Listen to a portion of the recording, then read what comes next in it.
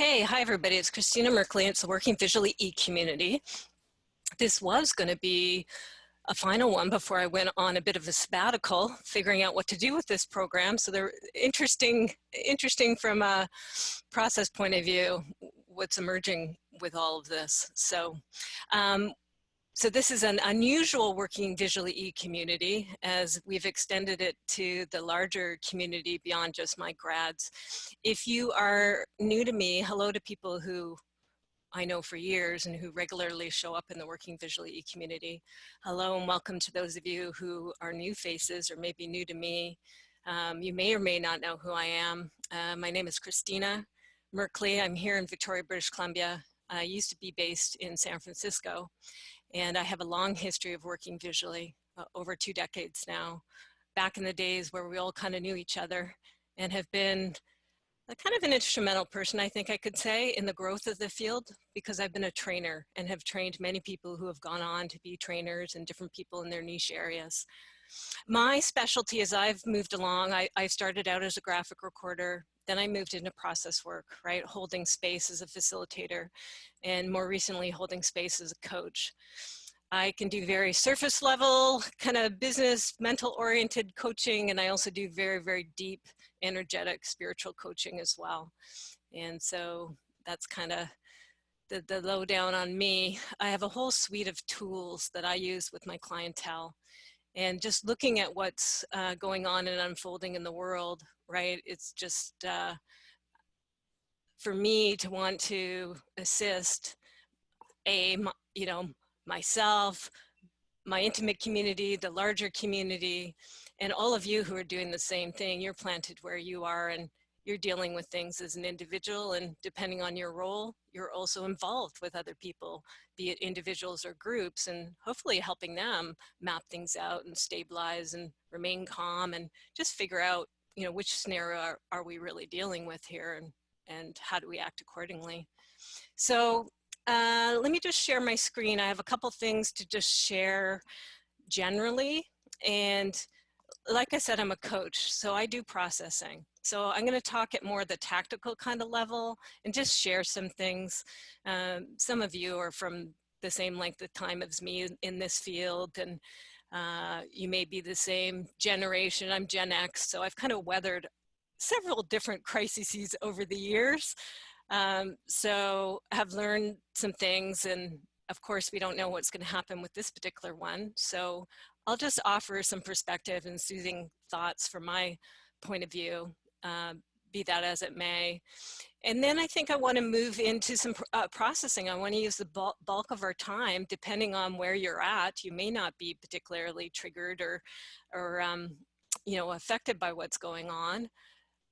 You may just be here for more of a process intellectual kind of point of view, but you may be really challenged, and we may have people who will be listening to the recording who are directly impacted, right? Who are really in the eye of the storm with things. So my hope is to, give support directly to those folks and to those of us that may find ourselves in those shoes, depending on what occurs here.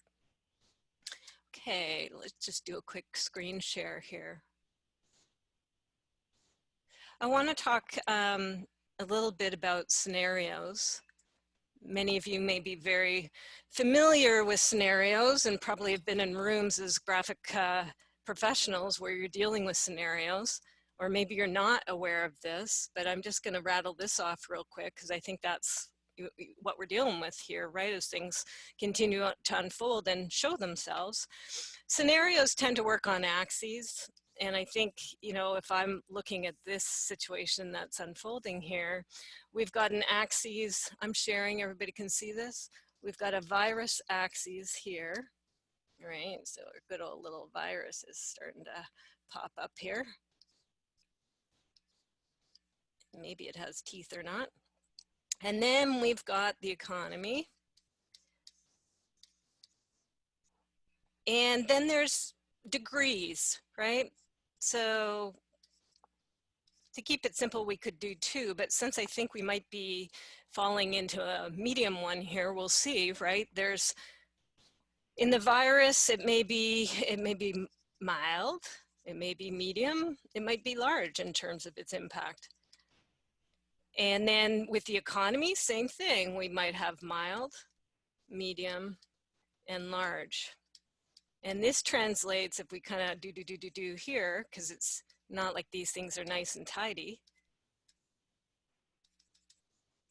And there's lots of different ways we could cut the cards here, but for simplicity's sake, we have kind of 6 scenarios, right? We've got where the virus could be mild, and you know, how do you define mild? It's not mild for somebody who's impacted by it, or somebody who loses a family member, be they, you know, vulnerable members of our society who might be impacted by all sorts of things, let alone this particular virus, right? But we're looking at this more from the analytical point at this stage of things, but we've kind of got mild.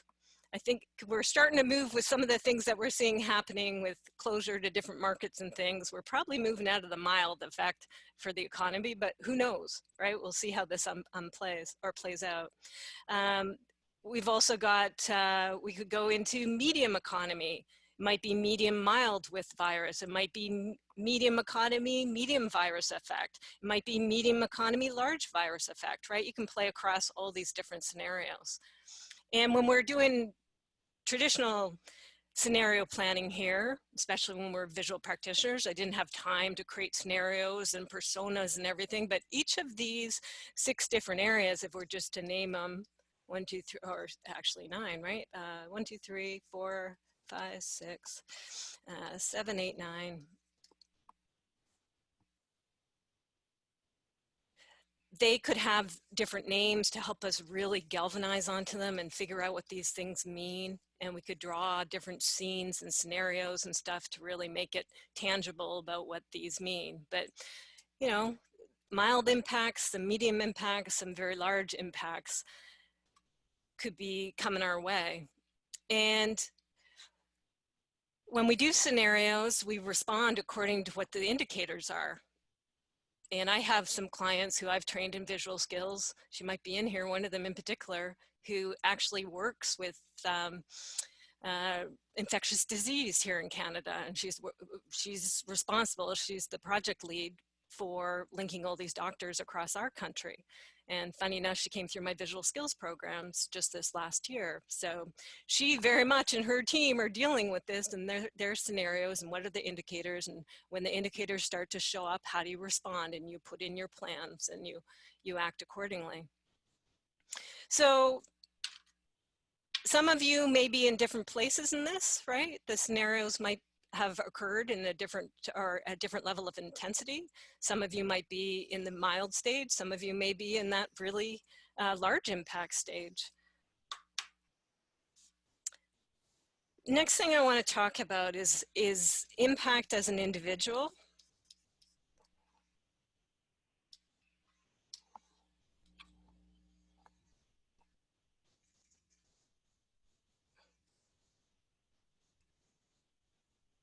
Because with these scenarios, first and foremost, we're human beings, right? So each of us, put aside whether we're practitioners of whatever sort, let alone visual practitioners, we're individuals, we're human beings. So we've got the human side of it. How is this going to impact me as an individual and my family and my personal connections? Then we've got over on the other side, you know, me as a practitioner up there doing my thing. We've all worked very hard or in the process of working hard to develop our it, to be good with our visual skills, to assist. And depending what happens here, how is this going to affect me, impact on my career, on my economics, and on my career? Because depending if this does go and how long it goes, right, then it starts to really impact some of us. Not so much maybe people who are internal in organizations, but it depends on how your organization is impacted. But those of us who are self-employed, this always gets a little scary when there's larger things happening where it could impact our career and kind of, you know, take us out. So I'm just going to offer a couple of things that may or may not be of use or of help, but I have gone through 3 of these, I'd say 3 big ones in my life as a Gen Xer. When I was first coming out of university, it was the whole economic meltdown stuff in the 90s. 80s and 90s there, and the recession, and you know, somehow by hook or by crook I made it through that and got educated and got into a career. Same thing with I guess 9/11 is probably the next big one. I was 6 months of shy. I just left employment and gone into self-employment, had a great 6 months, and then 9/11 hit. And this is when I moved from Canada to the US. And by hook and by crook too, it definitely got very tight at times. And our industry, as you know, and some of you are experiencing because your clients are starting to call and shut down various events you might have been booked for. Same thing happened 9/11, same thing happened with 08, 09 with the economic crash that occurred at that point in time. So we get hit very fast, right? Because the specialty meeting market, it's one of the first things that gets impacted, is an easy thing to cut and to put aside, etc. So first off, just big picture, it's kind of, if you're new to the field, it's like, welcome to it. Unfortunately, this is one of the realities when you're tied to this kind of profession, right? To big gatherings of people, things can happen that impact it. So you learn lessons too about squirreling away some money. And when the good times are good, awesome, enjoy them. And when the times get a little rough, it's like, okay, this is normal, because it can't always be good, right? Life, we live in a dual universe, right? We got light and dark here, and we got the whole. And so this is just to soothe it. These sorts of things are natural in the bigger scheme of things in a longer term trajectory in this kind of career. And they're not fun, and they're scary to go through at the individual level, but it's normal. And chances are, fingers crossed, that this too is one that won't have the super huge ramifications that many of our nervous systems might be feeling, right? And we will progress through this and have a future and have a career. So this can actually be very helpful in helping you understand about the roller coaster that can happen with the nature of our profession, and get used to it. And so the next time when things happen, you don't get spun so off your center and your balance because you have a little bit more experience about it. But of course, every scenario is a new one, right? And this hasn't happened before in this particular way. So I don't know what's going to happen, and we'll see how it unfolds here. So I guess a couple things about the economics in the career, and this will come out with the processing that I'm about to do with all of us. We'll see what your particular concerns are. I can just go from my own experience and what my concerns have been in the past when these kinds of big events have happened, and what mine are right now. But you know, it's not unusual to begin with where your clients start to email you and call you, and your events that you have been booked for are going to be canceled. Sometimes what happens, it's not a complete cancel, it's just a postponing, right? So this is always a good thing where you get your 50% deposit up front.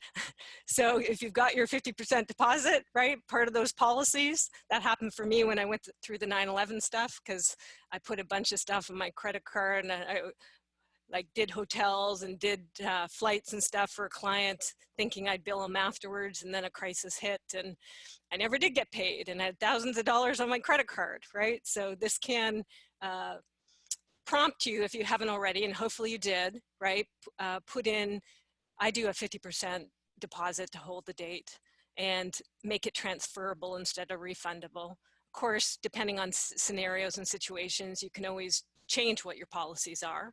You don't have to stick with them. But it's nice to have them to begin with, and then you can make decisions about whether you want to waive them or tweak them or not.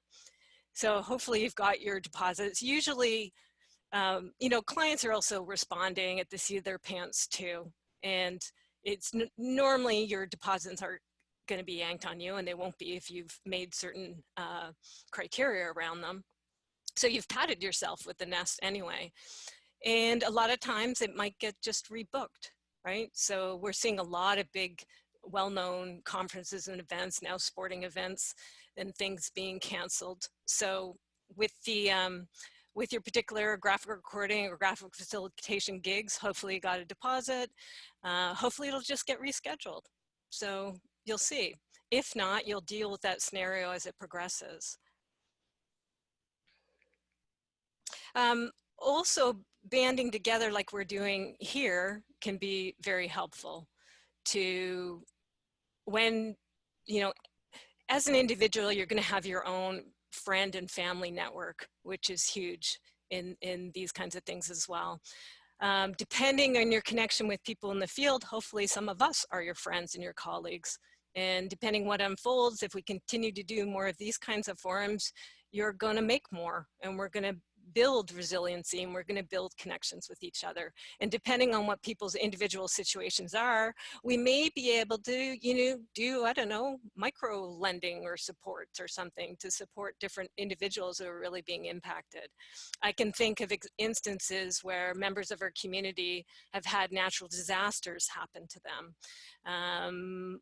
Homes being demolished by tornadoes and floods, and studios burning down, and the community has responded for those individuals. So I would anticipate that would, if it happens here for certain members of our community, that the larger community can respond and assist, right, in our own means, let alone what might happen in terms of our regional or our national kind of supports, depending as things roll out.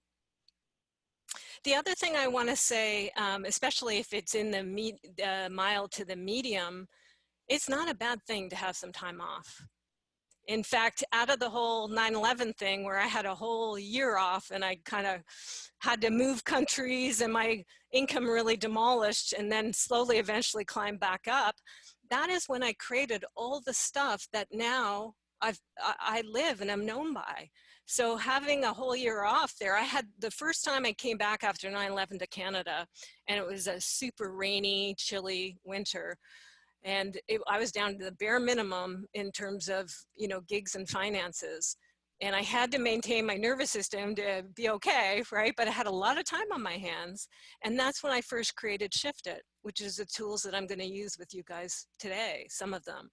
So there may be, out of this experience with a lot of us having some time on our hands, a lot of the things that you haven't been able to get to, like building your website or developing your skills or getting to those home study kits that you bought, you never used, right?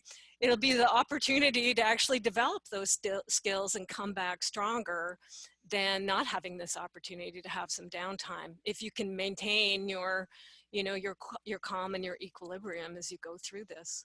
And there, I have no doubt that there are some people, like I had my signature system in me when I went through that 17 years ago or whatever it was, that you guys have within you probably some signature systems and programs and things that are going to come out of you that's going to totally benefit you, the community, and the world at large. So you can put a larger frame on this, that it's not necessarily bad to have some time off, obviously, if you're not being largely impacted directly by this virus, right? And you just kind of got to hole up for a while. So with that said, and I don't know why my phone is going completely nuts. Some very strange number with a V in front of it keeps trying to call me. So I will figure that one out later. Let me bring up on the screen one of the tools. And just with this preamble, now what I want to get into is you know, what's going on for you? Some of you might be in that mild place where you're like, yeah, I'm okay. I wait and see. Not too much is going on for me. I'm not directly impacted. I have compassion, empathy, and concern, of course, what's going on in the larger world. But maybe in your particular scenario, you're not being impacted too much. Some of you, it might be in the medium side. Some of it might be in the large side on how you're being impacted. So your particular things that are going on in your nervous system and inside your mind are going to vary. And I'm going to bring up a tool. It's called the Flip It Map. Flip it good.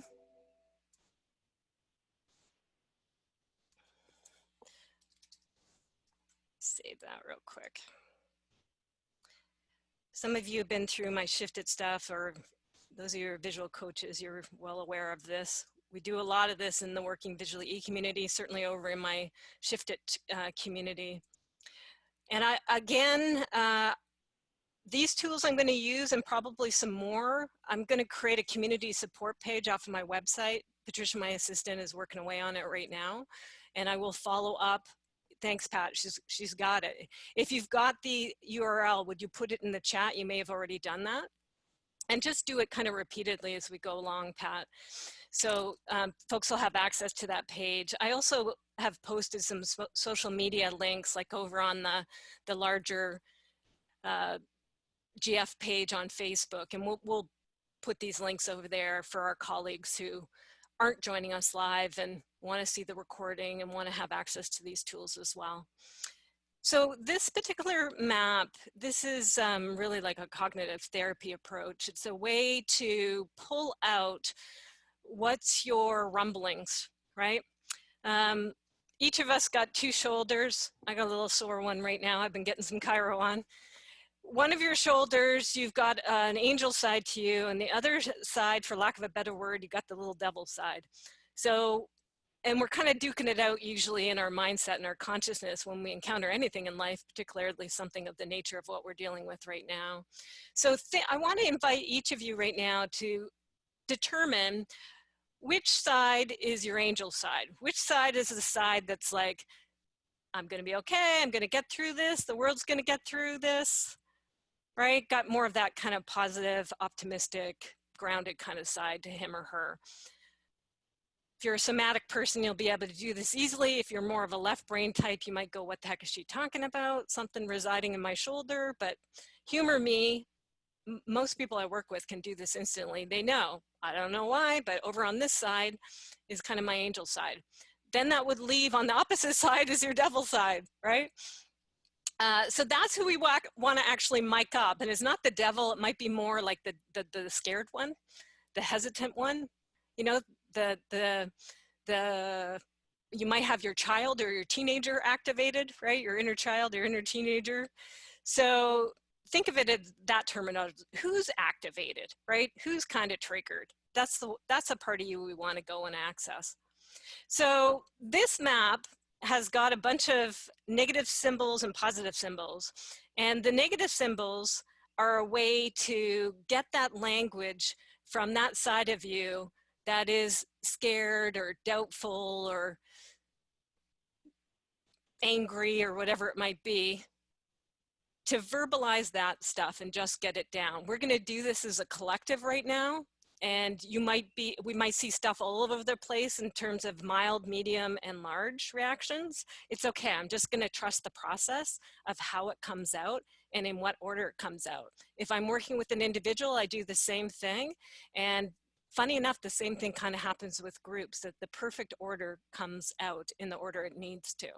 So I'm gonna facilitate from those of you who wanna play here some of your gremlin talk, and we're going to get it down in the order it comes out. I want to warn you, it's going to get a little heavy. So as we make our ways down these pages, by the time we get to the end of it, it's going to feel really heavy. And I'll just warn you now, don't worry, we're not going to stay there with the heavy feeling. We're going to do something with it. And what we're going to do is called a flip. And it's not a Pollyanna, spiritual bypass, fake flip. We're actually going to do the hard, mature work of finding a flip that feels better.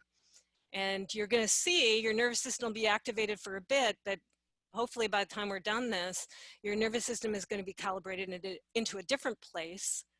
And I'm going to have taught you a tool and supplied you with the tool that you can use on yourself for any time that you get triggered on any subject. And then some of us are going to be doing the same thing for other people, right? In our homes, in our groups. All meetings aren't going to dry up.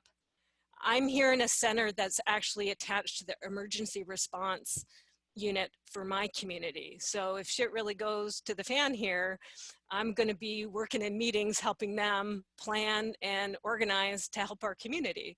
And I know many of you are probably in those same shoes, right? So we have very valuable skills, and techniques that can help and assist people during times of crisis. So this is good stuff for you to do to get yourself centered, and you may be using, you have my permission to use this process with other people if it's going to help for what you're going into, to get them settled and get them grounded so they can do their action planning. By the way, I'm going right to the emotional stuff. One of the things that is posted on this page that Pat's put together for you is practical action planning, right? So your order will depend on what's up for you. You may want to go right to action planning, and that's going to soothe your system, or you may be so rattled you can't even do that, so you need to go over into the emotional stuff first. Both will work together, okay? The emotional work and the practical, pragmatic action planning work. But I only have you for so much, so I'm going right into it, the heart of it, and I'm going to work with the emotional stuff. Okay, so with that said, let's dive into it. I'm going to rely on you to unmute yourselves as you want to play. I know the chat's going and I'm not able to fully look at the chat, but I'm going to ask Patricia to keep an eye on that for me. And if there's anything that I absolutely need to know about that's going in the chat, she'll unmute and let me know.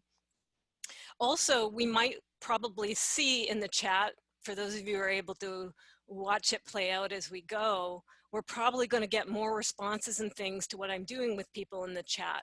So if I'm not able to get to everybody and your particular gremlin statements that are coming out, then put them in the chat and we'll play that way, okay? So everybody can participate.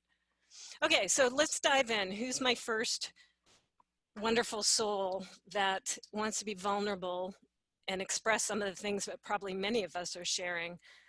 What's going on as you mic up your gremlin sitting on that shoulder and it's watching what's unfolding? What is it saying to you of an apprehensive nature or whatever it might be? We're looking for the negative stuff.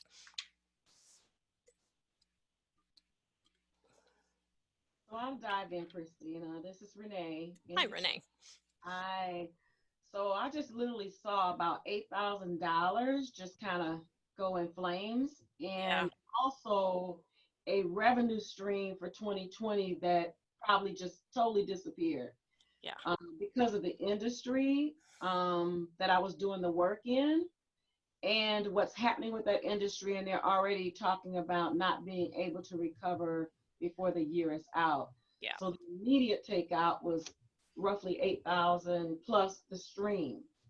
So that changed some things because I thought that, I had predicted what kind of bandwidth that gave me to work on some things. That's the downside. Yeah. Okay, good. I'm going to stop you there. So that's great. That's a good example. Thank you. Sorry. My condolences. So let's put your $8,000 in there right up front. And then, yeah, same for me. I mean, we'll see. I've got this Mexican sketching retreat, and we still got 3-1 standing to go there, but we'll see what happens with the airport. So I'm kind of looking around the same amounts as well. And okay, so revenue stream for 2020 is changing. Don't quite know yet, but can obviously tell it's not going to be what you thought it was going to be. And the $8,000 right off the bat has gone its way. Okay, we're going to just keep collecting up these ones. So good example. Thank you, Renee, for participating and volunteering. Who's next? I've got one. Related to work or not, I'm not quite sure. My mother-in-law's funeral is on Monday, and we have people supposedly flying in. And I just don't know, my greed at seeing my family and my children and my desire to protect people. So it's particularly salient because of this, big event. But in general, it's how much do we stay inside and how much do we connect with our people? Let me put that down. Okay, so this is, and you're not only thinking about what's going on, obviously, with your mother-in-law's funeral, and the whole scenario of where to stay in and where to stay out, but given you brought that particular event, you must be really thinking about that, Amy. Hey, are people going to be able to come in, or? Well, like people you haven't seen for months, we don't hug anybody, don't touch anybody. That's going to be really hard. Like, do we put signs up saying, let's do the Vulcan wave or something? So, I mean, it's particularly big because we've got this, once in a lifetime event, right? Yeah. But it's playing out in all situations where we want to meet and be with the people we like and love, right? Mm-hmm. Yeah. Especially when you're a boomer like me and people already have health problems and, so how much do we protect ourselves, protect our people, and how much do we give it? I don't know, is it paranoia or responsibility? I guess that's what I'm trying to decide. I'm going to put that in. Yeah, the discernment is hard, and we just don't often know, right? The scenarios are playing itself out, too soon to tell. Is it paranoia or responsibility? Is that the word? Yeah. Yeah. Thanks. Yeah, thank you. And thanks for doing this, Christina. It's great. Pleasure is the wrong word, but it is my honor, I guess, is a more appropriate word. Just got goosebumps. Okay, who's next? Hi, everyone, Christina. So I teach part-time at an elementary school, and we are in limbo right now. All the universities have already closed and are sending students home. My son is coming home this afternoon from his university, but as a public school teacher, I'm still waiting to hear what this looks like. And for me, it's not only concern for my family, but also for my students, some of whom their families will struggle with this. And, access at the elementary level isn't always just give them a laptop. So what does that look like? So being in limbo of, how do we deliver education to students and families who are vulnerable? Okay, so some of my students will there was a particular choice of words you used. I always want to get my stuff's very wordy. I want to get your precise words. Can you go back to that?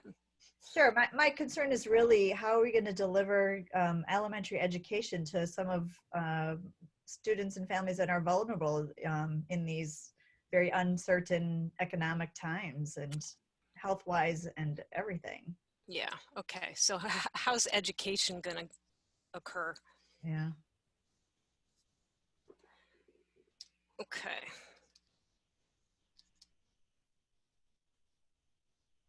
I can see some of the faces that I can see in my view, and they're in education too, so that's a good one to get up on the board.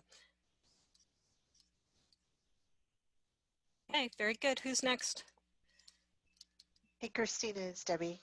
Hi, Debbie.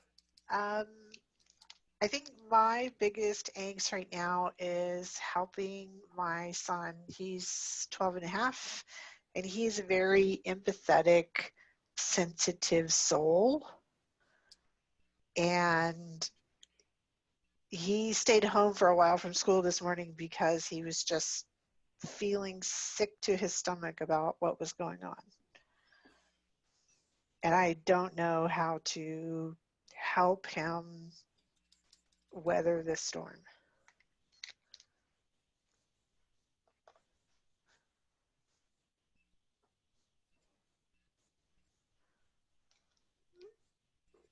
An empathetic child feels sick to his stomach. How do I help? Yeah. How to help weather storm. Weather storm is important language. Okay, good. Thank you, Deb. Mm-hmm. Who's next?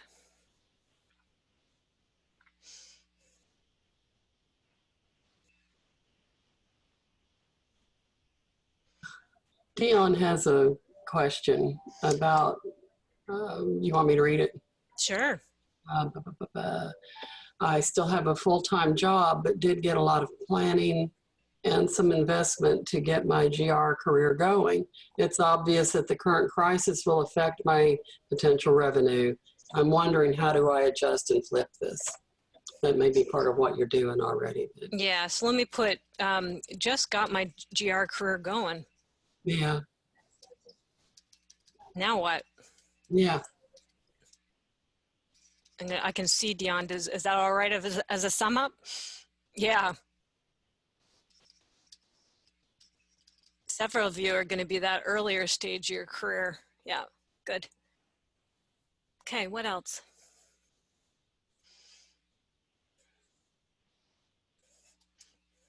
Hi, Christina. I'll speak. I'm Lindsay. Hi, Lindsay. Hi. I have 11 employees. So I'm a little nervous about where we're going. Pretty much all of March has been wiped out, and we're starting to have April trickle in. So it's really, you know, I appreciate your comment about flipping to the challenge or the opportunity of time, and we are doing that. But I've got, you know, 10 other nervous people wondering and asking and, you know, just trying to steer this ship.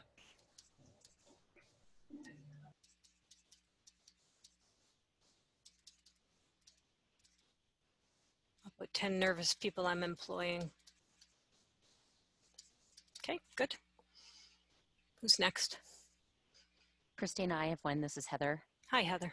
I'm curious about how do we plan for the future? Not knowing how long this is going to last, how do we decide how we can plan for upcoming events, either client requests or our own that we want to put on?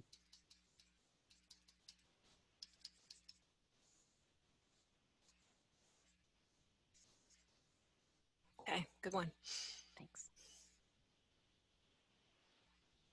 I warned you, it'll start to get heavy. So give it a little shake. Who's next? It's Janet. I can go next. So building on that, but in a very, I guess, practical way. And I'm a new GR person, and I tend to do experiential work along with it. And just how do we actually look at the new sanitation requirements? Like how do we protect our participants when they're in the room with us to either work within the current crisis, but also as moving forward in the new normal, perhaps? What are the new practices that we may need to incorporate?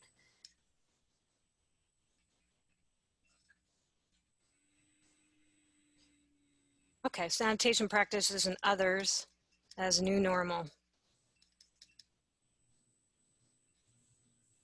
Thank you. Excellent, thanks. Let's keep going. One more. Who's got another one? Hi, Christina. This is Sylvia. Oh, sorry. That's okay. Let's go with Sylvia, and then I'll get Kata after that. Okay, so I actually had 2 years ago I went freelance, and I had a pretty good pool of network and clients. And a year ago, I decided to start a master's again. So I went back to university, and as a result, my work reduced drastically. So I had to sort of like, you know, curate my work a lot more and pick my clients. But as a result of this, because I was left with few people, all the events are being cancelled, and you know, work. I'm kind of like on the sort of, my work is being cancelled, and I'm trying to think of how do I reinvent my work, how do I transmit it for it to be digital, how do I look for new tools and new ways to be a visual practitioner.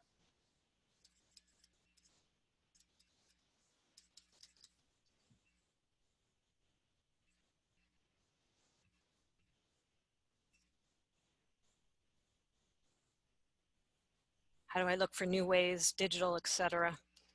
Okay. Let's take a couple more. Kata, you were next. Yeah. Yes. Thank you for doing all this.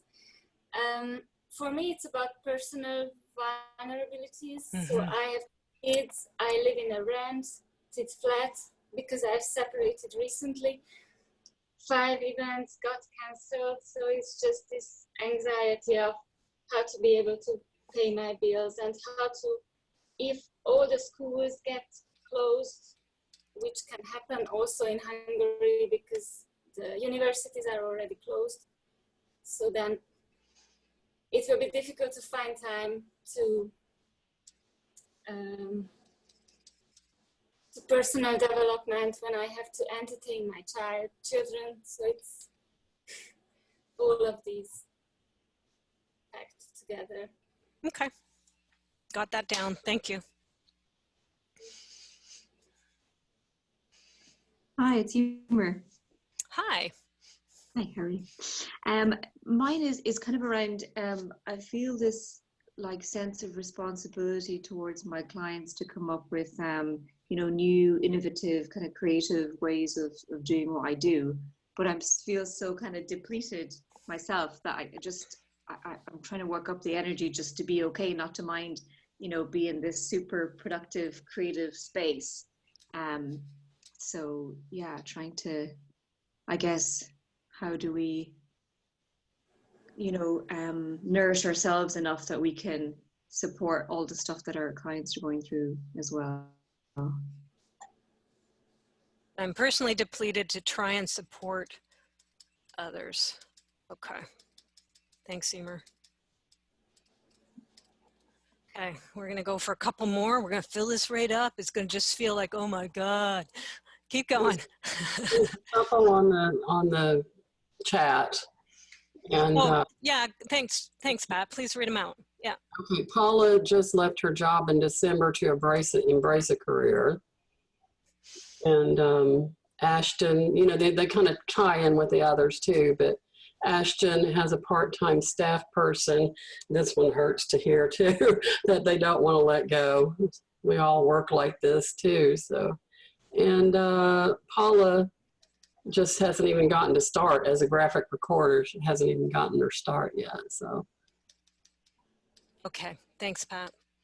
Don't want to let my part-time employee go. Good. And I got room for one more. If somebody wants to get on the board. I've got one. Yeah, please. Hi, it's Willemijn from the Netherlands. Hi. So mine is quite kind of simple, but I'd say sort of like keeps coming back to me. What happens if I get sick? Yeah. Because there's so many people here in the Netherlands now who might already actually have it. The country might actually go into lockdown if you're asking me. So. Yeah, those are real scenarios. Obviously, some countries have. Yeah, probably will be more. Okay, thanks, hon. Okay, everybody. So let's just do our best to just breathe as we kind of stare at this sheet, knowing that there's many more of them.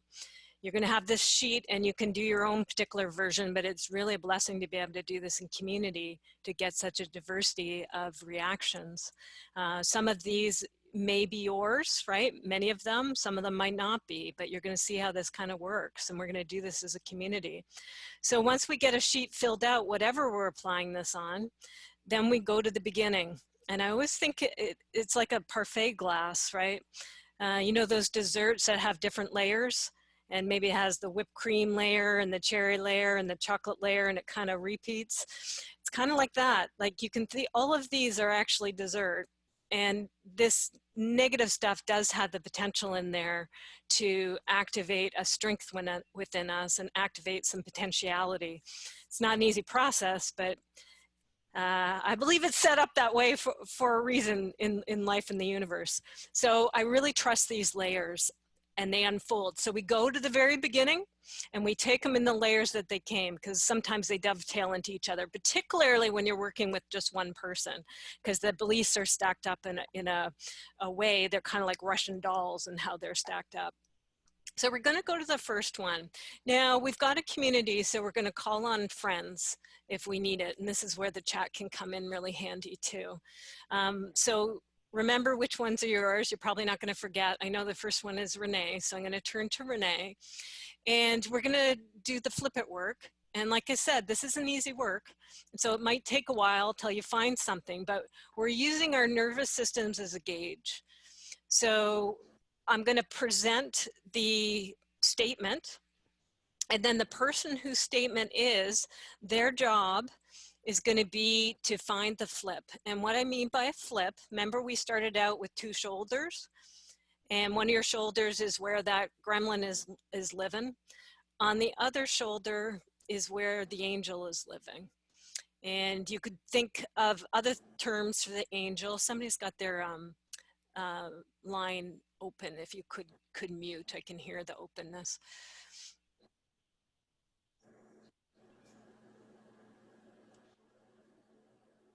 I'm just gonna have to go look for it because Should have got you, Pat, with the ability to do it. Oh well, I can't see anybody's open. Strange. Kata's is still open. Oh, thank you. Perfect. That's what it is. Yeah. Good eye. Okay, so now the other terms for this, right? You're going to resonate with different terms. Angel is going to work for some. Some people may higher self, future self. If you've done shifted, you've done future self. An aspect of your consciousness, we're doing states of consciousness work here, an aspect of your consciousness that has a perspective that is capable of being able to address this. And it takes muscles to summon this, especially when our gremlins get going and we see out in the world and the stuff. Media has its own job, and its job, it tends to do it in a certain way. I'm not saying the media is wrong, I don't know, but it does have the ability to stir up our nervous system when we're looking on our devices with all these headlines that are designed to attract attention, right? And to trigger our nervous system. So once that side of us kind of gets going, it takes real maturity to go, okay, hold on a second. I've got other aspects of my consciousness. Let me go to them and let me give the mic to them before I'm all off and running with this gremlin one. So let's go to Renee. Yours was my revenue stream for 2020 is changing. I bet. I think we're all gonna have that. Yeah, and you took that 8K hit right off the bat. As you mic up the angel side, what can the angel, and it's got to be the angel, we're not just going for fake words or Pollyanna bypass or law of attraction, right? We're going for genuineness. What's your angel genuinely say? Yeah. What came up for me was something that's been in my heart all along, that I really needed time for my own work and my own brand and the projects that I'm leading and not necessarily supporting. And so this opening opens that, the skill development, the projects. I've got 2 major projects and things that really I'm leading. I'm not helping somebody else lead necessarily. Mm-hmm. And I could never find time. And I was constantly saying to myself, feeling like I'm still losing time. So both sides of those came up, and it was like, I went through the economic tsunami in 2008, and I'm still here. Yeah. So I can, I trust that, I'm a believer that God has already got me. And my job right now is to trust that and keep moving. Yeah. And so while I had to absorb that hit yesterday, at the same time, it was like, you had already been saying you need time. And so I had to deal with the tension that I already had, Yeah.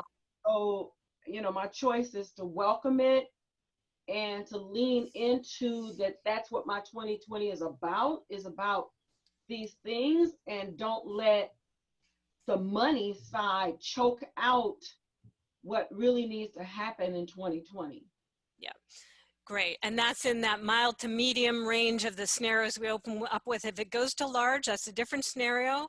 You'll deal with it. The world will deal with it. The community, I think there's an opportunity for people to stand up and connect and do things that we've never done on this planet if it does go to that level. So this one that you're playing with it is in that medium range here, and you're just reassuring yourself it's okay. Now I got my attentions for these major projects that I'm driving. I said I wanted time, I got time. I can welcome this, I can lean into this. And if things, trust God. Yeah, because I've been sustained through crisis. So I have no basis on which to lose it, flip it, just kind of lose it. I mean, I just had to have a real quick talk with myself and just settle it. Yeah. Thank you, Renee. Yeah, great. And everybody's got different scenarios. Some of you will have experiences like Renee and I where we've gone through this before. And we do have the bandwidth to be able to, at least for a certain amount of time, float ourselves and keep our nervous system settled and take advantage of the downtime to huddle and get some stuff done. Okay.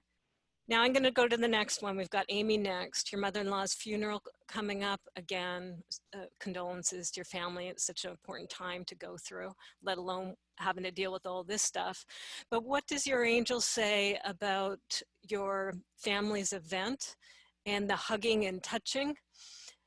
And yeah, there's part of me that's like embarrassed that I even brought this up. No, not at all. Not at all. I think what comes to me is like this desire to touch and hold people. It's just a reminder that I love people, these people, right? And so the good news is, even if we can't, you know, even if people can't come and I can't embrace the people that I love, it's a reminder that I have these people in my life. So I get to rejoice in that, I guess. Is that right? Yes. You tell me, how's your nervous system respond to that? My nervous system is breathing out, So yeah, perspective. I love them. I have them to connect with. Right. It moves directly into the next one, which is a little harder. You know, when you love someone, that also means you risk losing them, right? Anything you love. Yes, that's the downside of the love. That's right. Yeah. So at least you lose them physically. It depends on your belief system and your levels of working the whole life-death thing. But yeah. Well, I'm selfish. I want people here and now, right? So, yes, most of us do. Yeah. So I guess the question is, I get to. Is it paranoia or is it responsibility? This thing about, It's hard to know. We don't know enough, right? So the question is, the good size is I get to sit up straight and be a grown-up and take precautions where I can. Good one. And then just wait. Much more fun to be like a baby about it. And I know. Yeah. Take precautions as needed. Yeah. Okay. Check your nervous system. It's sounding like there's some calming that's happening, some settling. Yeah. And it's not taking out and it's not bypassing the bummer of this and the desire. You know, I think that's so beautiful what you came to about the perspective of the love. Like, obviously, so disappointing if you aren't able to connect physically with people and have people attend the event, and or if you choose not to hug and kiss and whatever each other. However, the bigger perspective is that you have each other and they are in your life. Yeah. The hugging and kissing is really just a metaphor for the bigger thing, right? As you know. So yes, thank you. Yeah, all such interesting videos going on with how people are now figuring out how to greet each other. We'll see what your particular family comes up with, and it'll be family folklore. The royal wave, we decided. So. Okay, yeah, that's the Sparks style. Okay. Yeah. Thanks. So, thank you. So the next one, how is education going to be impacted? Cheryl, I think that was yours, huh? Cheryl, yeah. I was thinking as we've been talking, and I think my flip is that I've always been curious about what online classes, developing something online might look like. And now it looks like there's a very big chance my hand may be forced in that.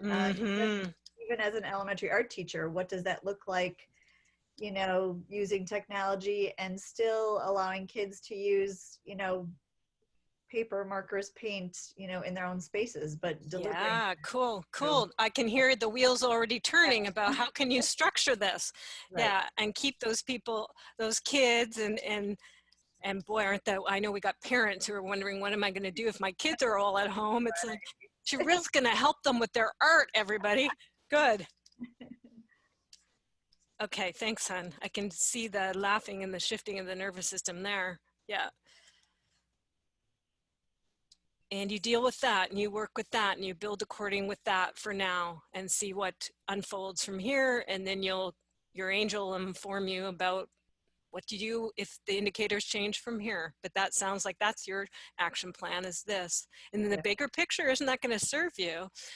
Kristen's an educator here as well, and she's also been doing the same thing with moving online. So, you know, there's colleagues around the world that you're connected with who are doing the same thing, and it's going to broaden and potentially strengthen education in the long run. Yeah.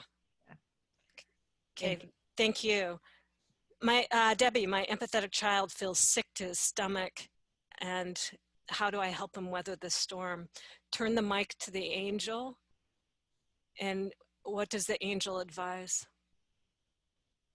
What I'm getting is to listen and be present. I think he just needs to talk about it. Yeah. Listen and let him talk. Anything else she wants to say? And really be present. You know, like, turn off the phone, turn off the, you know, don't listen with half an ear, be present. Put down phone, put down your media, be there. Right. Especially with I'm sure all of us, we're empathetic, right brain, more creative people, so we probably have children who are like that, if not more than us. Right. So, and they're there, they know when you're not fully there. So what a gift to be able to get there and be there, and probably also, you know, respond, age accordingly, but respond honestly, and deal with your own inside empathetic child in the same way, right? As you're having to access your adult grounded consciousness for your child, also when your child's getting stirred up, do the same thing to your inner child. Yep. Thank you. Thank you. Who was that? I just got my GR career going. Was that Dion? Yeah. Yes. Yeah, that was me. The funny thing with me is since I got started, I became very comfortable working in, you know, off on the side where there's people watching you work, which can be very nerve-wracking. Yeah. But kind of became a comfort zone for me. Ironically, doing things online, although I'm in the IT industry, digital was something I was going to get into later. And now, you know, it's an opportunity for me to really understand people's digital needs and make the transition now. So, I mean, I feel I have that opportunity because it's the market, consumer needs are changing because of virus. And I don't think the world is necessarily going to change after the virus and after what's happening where companies are concerned. It might even become a norm. So yeah, it's just making that transition, and it's opportunity for me to learn new things like you guys were saying earlier about digital, and really just familiarizing myself with working in new mediums and getting comfortable with that and becoming, I suppose, a better graphic recorder and see what, you know, what I'm presented with. And you already have demonstrated it, because, you know, I've seen what you've done since you came to my fundamentals, and you've just thrived. So using those abilities that you have in this new application, keep going. Excellent. Thanks, Dion.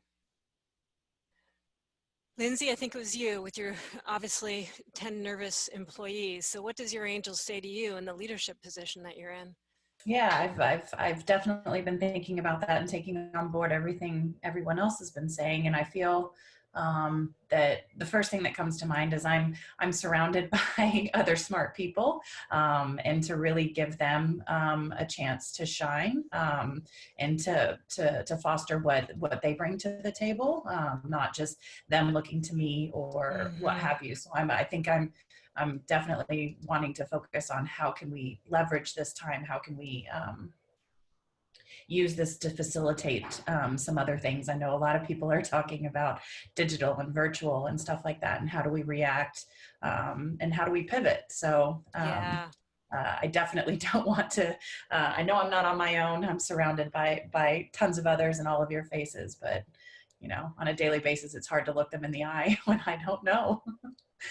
So. Well, and if let's check with that, because the devil of, and it's not a devil, but you know, the doubtful one popped up is I don't know. Let's go back to the one on the other side. Yeah. She's saying, what do you know? You know how to bring people together. You know, this I hear an opportunity in there of a different kind of leadership style, right? There's one style of leadership where I know everything, right? But there's another style of leadership where there's an honest, I don't know. And let's roll up our sleeves together. And I care about you and I want to keep us together as much as we can. And what can we do here, right? Yeah. And that it's transparent, collaborative, honest, grounded, from the heart, seeing people's capacity, you know, everything that you said beautifully here, saying the same thing to them. Get your paper on the wall and start mapping out the ideas and see what they've got inside of them and what you've got collectively. And then, you know, you'll also probably, depending as things unfold, being transparent about what are the budget parameters, right? And when do certain things have to cut in? My father ran a training company, 20-person training company. When I was, he ran it till he was retired, right? So he was one of my models. I chose not to build a company that way for some of the reasons. And then also David Sibbett at the Grove has been a model for me because that's where I worked early on in my career. And I know that one of the things Dad implemented when they had the 80s crunch and everything happen was to go to reduced time, right? And to do creative things with salaries for a temporary period. And it was all discussed and bought in. So there might be some things that you can do that instead of having to completely let go people off the bat, right? That people do voluntary reductions or creative ways of working with things.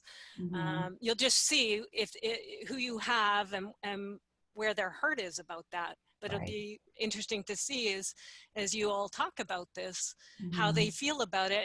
And then you'll make your decisions from that leader within you as you progress. Yeah. Wonderful. Thank you. Thank you. Now, whose is this one? How do I plan for the future, my own, and then also for clients? That was Heather, wasn't it? Yeah. Yeah. Yep, that's me. Yeah, so it's getting easier now that we're halfway through this. It's yeah. sort of like I've been thinking about this, right?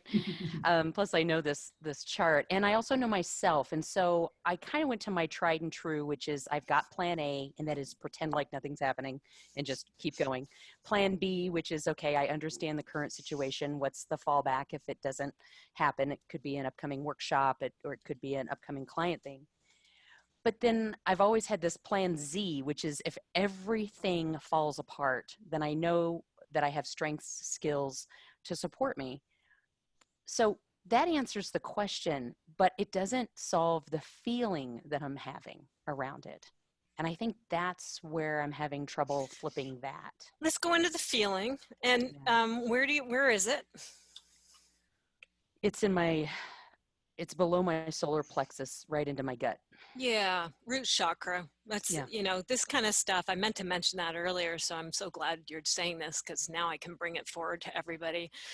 Particularly both these, the health stuff with the virus and the economic stuff is going to hit us in our root, right? This is survival, right? That's what's being triggered in you. It may not literally be survival, but your body is interpreting things and it's going for you right to your root.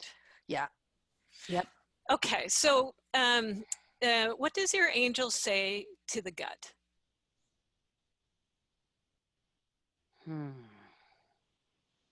my head keeps getting in the I know. way. Let's just love the head, and we'll just say, head, you're working so hard. It's I going, love I have you. the answer. I love you.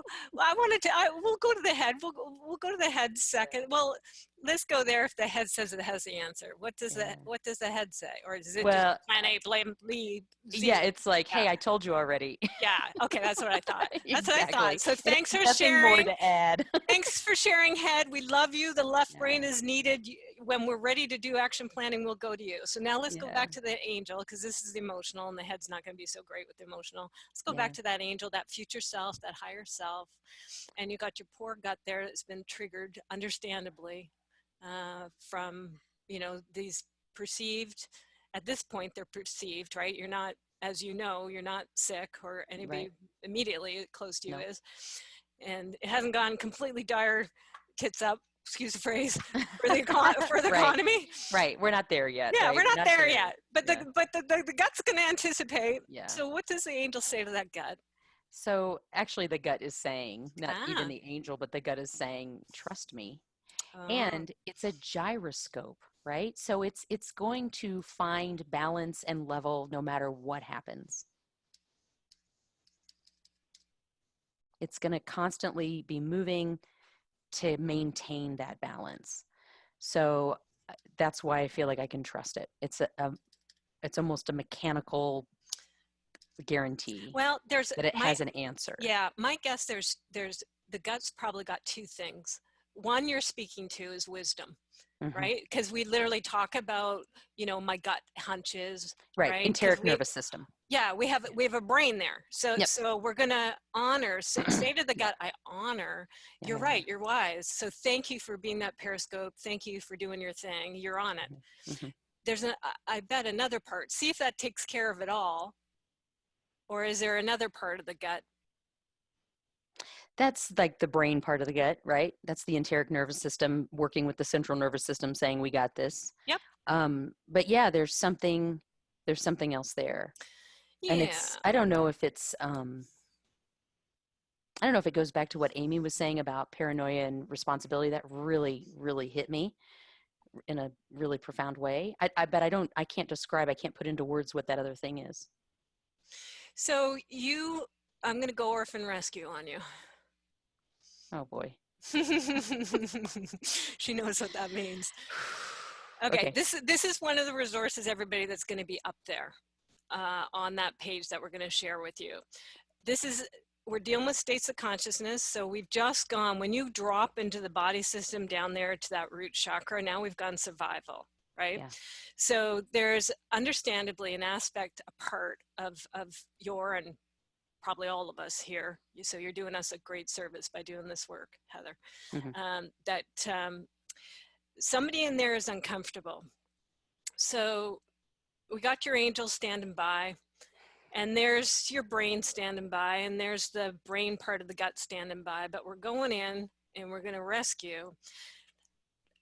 Describe a little bit how the current scenario, that part in your stomach, how is it interpreting it? How is it feeling? Is it terror? Is it concern? Is it, what adjectives would you give to describe it? Yeah, it's a little bit of helplessness, but really it's, I don't want to say helplessness, it only feels that way because I'm not quarantined, obviously, but I am at home and I'm trying to stay here, right? Like many of us are.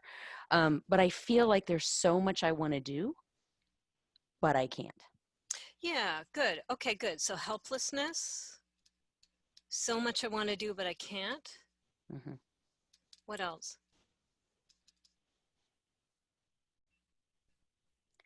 I feel like and I don't know if this is just how I'm feeling, but I feel collectively we have the answer. I'm not worried about collective. I'm worried about you right now. Oh, okay. Go to you and that part in your gut that's feeling helpless. And I so want to do, but I can't. Anything else to describe? No, because all of a sudden it goes really big. It goes global. It goes universal after that. Okay, so because that just steps right into that. Helplessness goes right into that bigger thing. Yeah. Okay, well, give it to me and I'll see. Okay, so it's I feel like we as a collective have the answer, but there are unforeseen or maybe even seen forces that are not helping us get those answers. Okay, I'm talking okay, about good. like major governments kind of thing. Yeah. Sure. Yeah, sure. Oh, yeah. And, you know, all of us who work I know we're all feeling that. Yeah. enough with corporations and governments and Yeah. stuff. We know that the stuff what we get as public is not fully what's going on. So then it leads what is fully going on, right? Well, and we could, yeah, and I don't necessarily even want to go there. I want to go to the we literally can solve this. you're already flipping it, which is good. But I want to get the negative was, Yes. which is like forces aren't doing what they should be doing, right? Yeah, yeah, yeah. Forces aren't cooperating, and they're kind of those big overarching forces. Yes, yes, and they're driven by metrics. Okay, good. Money. Driven by money. Okay, good. So I'm going to reflect that. Good. Driven Power. by money, power. Power's a big. That's more important than money. Bigger one underneath it. Yeah. Okay. So I think that helplessness goes to powerlessness. Sure. And there's also something. What we're doing here is orphan rescue. So when you encounter stuff that has this flavor, there's somewhere else in your life that has had this flavor. Yep. You don't have to tell us if you don't want to, but where else, if you go, where have I felt this before? Look for a match. Yeah. Wherever that is, and there might be multiple places, that's getting stirred up by the current situation. Yep. And so it's exacerbating it. And it's got where you felt helpless, where there was so much you wanted to do, but you were hampered and you didn't have freedom and you couldn't do what you wanted to do. Yes. And there were big forces, whether it's a parent or some other authority or whatever, who because of power was not doing what they should have done and, you know, fostering for the people under their care. That's right. Yeah. Okay. No, I can think of like 5 things. Yeah. So that's your work, is to go rescue them. Thank you. So yeah, good. I can hear that. Yeah. Breathing of relief, right? Yeah. So it's like I can do something about it. Yeah. And as you go rescue those orphans, and everybody, you'll be able to read the the orphan rescue stuff. I won't do one here, but maybe we'll do some more if we do this again, where I can do some orphan rescue with people. You'll see on this page, though, that there's several examples. And what Heather's going to do is go back to those times in her life that had a similar vibration, circumstances, body reactions going on. There's parts of her that she's left. If you're into shamanism, this is soul retrieval work, right? Yeah. And she's now the adult, capable woman that she is. This is a perfect time to go and rescue them and integrate them in and look after them. So then when they've taken care of and they're looked after and they're out of the driver's seat, from your now adult consciousness, you can deal with the situation at large without all these other layers attached to it. Yeah. Good work. Thank you. Thank you. Thank you. Awesome. Yeah. Okay, I wrote Janet's sanitation practices. I wrote some of Heather's answers on it, so we'll fit yours in here. But what's your angels say about now, how do we look after people in terms of sanitation needs in the room? And this feels so tiny compared to sort of the scope of other ones. So it's valid. It's part of the whole. So what's your flip? Well, I guess my flip is that I can learn proactively work with clients to be able to reassure that between us, we can come up with an approach that will be what it needs to be, to protect and to help people's confidence being involved in this situation. Excellent. Yeah, you're capable of handling this. Put your heads together, come up with a policy, learn as you go. Bingo, bango. Yeah. Okay, well done. Thanks. Okay, who had the next one? The gal who had in school, had switched over to school. And how do I look for new ways? I got myself into school. Yeah, that was me, Sylvia. Hello. Oh, good, Sylvia. Yeah. So actually, what I'm realizing with all of this, that it's so cool to be able to be part of this community, because you know, I'm already getting so inspired. I'm already getting so many ideas, and I think maybe the strength of the graphic recording community, that I'm potentially, you know, I don't know, talking to 30 people who I've never met, who just by being in this webinar is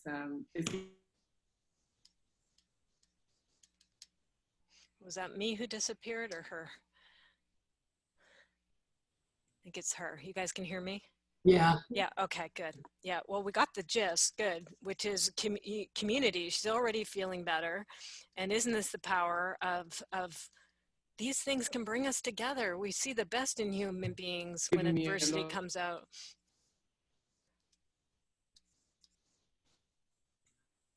Okay, we got a little bit of a bandwidth issue, Sylvia, but we got the gist of it, and that's a good flip. And I could hear in your voice that there's a better feeling place already happening for you. And, you know, there'll be other things happening. I'll continue to offer these if they're needed. And I know colleagues in the world are doing various things. So more of this is going to happen. This is an incredible community. Yeah. Okay, anxious to pay my bills, and what happens if the kids get out of school and I'm going to be surrounded by these kids and I don't have time to do personal growth. Yes. Kata. I find this a great opportunity to practice receiving life. So what life is giving me already, like breathing, simple things, or just being held by gravity. So just coming into my body and being in the present. Yeah. This is one thing, and the other that came is that I can practice reaching out and asking for help, because I had a strongly held belief of having to be able to resolve everything on my own. Yeah. And I think it can be a good way to really experience how interconnected we all are.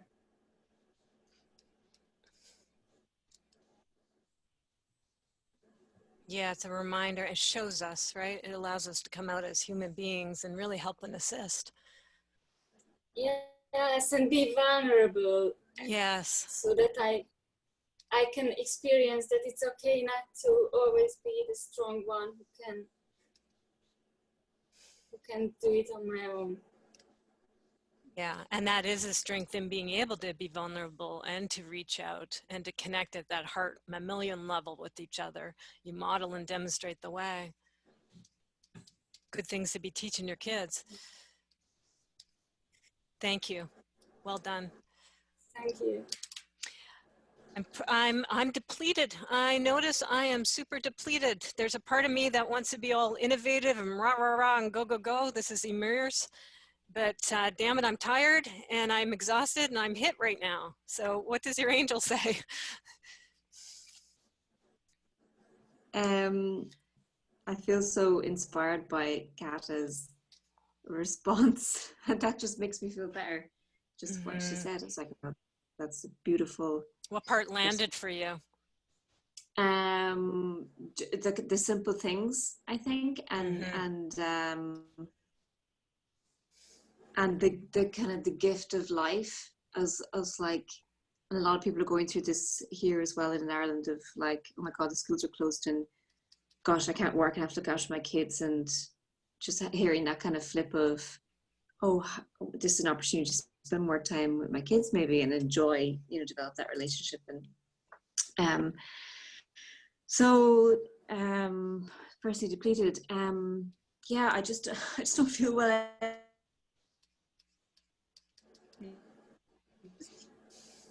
Muscle strain, and it's taken so long to heal. But there's a part of me that's like, gosh, I need to be reaching out to my clients and facilitating these kind of conversations with them. And I just feel. Stop. No, you feel what? What was the final word? You just Have feel. I gone? Mm-hmm. I just realized I was rambling and I decided to. You're not. No, hon, you're fine. I just wanted to. What I hear, feel in you, and I could be wrong, but there's still that part that's saying should, right? It may have been softened, but see what your angel says. If this was my dream and it was my angel that needed to speak to that part of myself, there would be something around, it's okay to just be. Like, you don't have to jump into instant, spontaneous reaction here. Like if you are truly exhausted, look after yourself first. You know, the old adage of putting on the oxygen mask. I do. There's something that's telling me that actually kind of being there for my clients will A, take my mind off my own issues, and B, actually make me feel a bit more connected. I feel really distant from them now. I'm just waiting for the email to go cancel. And I just feel a bit kind of removed. And actually there's a part of me that genuinely wants to help them. But also there's another part, well, I don't want, it feels like kind of icky as well. Like am I pitching for work in this horrible situation? I don't know, you know. Well, or would I just... Well, are you? Is there a way you can do it where you actually put aside the pitching and you do it from just an authentic, congruent place? Yeah. Yeah. It's definitely. Because that's what, you know, in a way, that's what I did here, right? It's like, okay, dire circumstances, potentially. It's a new thing. We can come from a new place. It doesn't have to have, and even if it does have a bit, like in a way I'm showcasing you guys my stuff, is that wrong or bad? Same thing, if you go in with your skills and gifts, you're gonna help, you're gonna assist, you're gonna be it's up to you if you don't do any monetary, but I know I'm gonna be a lot of stuff, doing a lot of work that's gonna be free work, and I'm gonna happily do it, right? I'm happily doing it here now. My emergency response center right next to me, if they need me, I'm gonna happily go help. And you know, sun rises and we live another day. They're gonna, you know, they're gonna know what I can do, and there's gonna be a give and take. It's not the reason I'm doing it, but you know, it all kind of will work out in the wash there. And we have such good skills that are so useful for times like this. So finding a way with the skills you have and that you like to use, where is an authentic plug-in place for the clients that you want to plug in with, that you can offer something with hands open offer, right? No, just here you go, up to them whether they pick it up or not. Yeah, definitely. I was kind of overthinking, didn't want them to think I was using this as an opportunity, which I wasn't, as an economic opportunity, I mean. So that's kind of been holding me back a bit as well. So is there anybody you, and this goes for anybody this is resonating with, let's get specific on it. Is there anybody in your network that you're feeling a particular impulse towards? If so, who are they and what would you offer to them? Pick one. Yeah, just a particular client of mine that's kind of top of mind, that's based here in Edinburgh. And you know,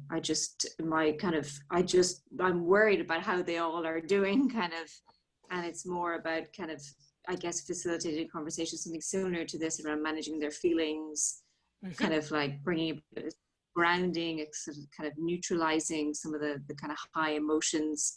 And they went through a tough time like a couple of weeks ago, not a couple of weeks ago, but a month or two ago, and some things were kicking off kind of in the news and things. And I really, like, I just instinctively sort of emailed the head of learning and development, was like, I'm here if you need me to have conversations as a neutral person with some of the staff to help to manage feelings about what's going on.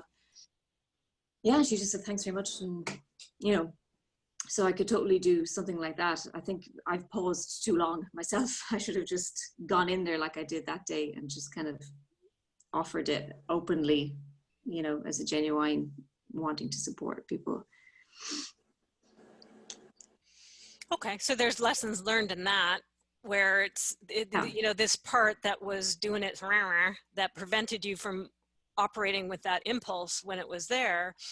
Do some orphan rescue on that part, right? The whole, I'm going to be seen as capitalistic or whatever it is. There's some work to do on that. And that is a theme, having worked with you a bit, right? So there's another layer to do on that because it's still interfering. And you know, I don't know, you can continue to check with your heart about whether it's that client that you continue to follow up with. Maybe you walk in there with a paper roll under your arm, right? And some markers, and you're like, I'm just here to how are you guys, right? And maybe something might spontaneously emerge with you having your paper there, right? Or send a gift or whatever. Yeah. Yeah. No, that feels better. Thanks. Okay. Yeah. Mm-hmm. Another person who just left their job to go freelance. Dion was internal. And we had another with being in an academic situation. So now, Paula, you had just left, a job and gone internal. You know, I have empathy because I had left my job and then 9/11 hit. So I know what it's like. Are you getting any flips? Yeah, I can. Okay. So yeah, it's just in my angel is telling me that in this country, I live in Portugal, the market is still very raw regarding graphic recording. So this is an opportunity to surprise the marketing with something different from scratch, something more related to digital or some, maybe I've just been too narrow, too with a vision too focused on graphic recording, and maybe I can something else with being a visual practitioner and helping people in a broader way, which I can discover. I can also do other stuff. I can take some time off because I've been working in consultancy so hard in the last few years, and maybe, you know, I've had a friend who invited me to drive a Uber. So if I have to drive a Uber part-time to pay my bills, and that gives me some kind of relief while I'm, you know, figuring it out and building stuff. Yeah, trying to build stuff, and so the point is, what I feel is I have choices. There are choices. There are a lot of choices, even if I don't grasp them all right now in this red hot minute. Good stuff. Yeah, thank you. Yeah, and taking that longer term trajectory on the career. And also remember, I call them the 4 animals in my fundamentals, right? There's studio work, there's graphic recording. Most people right now, and frankly, studio work has turned into graphic recording has turned into studio work. And everybody thinks that's what the work is, right? But there's process work with groups, and what we're doing right now, process work with individuals, right? There's a lot of other ways, especially if you come from a consulting background. So I'm glad that and that you can expand into some of the other offerings and using your tools in a variety of ways. Beautiful. And yeah, nothing wrong with doing the job you need to do to pay the bills and not getting all bent out of shape about it. Oh, I'm a failure. Or, oh, I'm not doing my passion work. It's like, no, I'm doing this that's allowing me to get through this bumpy time that allows me to keep going with the passion work and that longer term trajectory. Excellent. Play the big game. Thank you. Thank you. One person's got a part-time employee and doesn't want to let him go, understandably. How's this landing for you? What are you coming up with?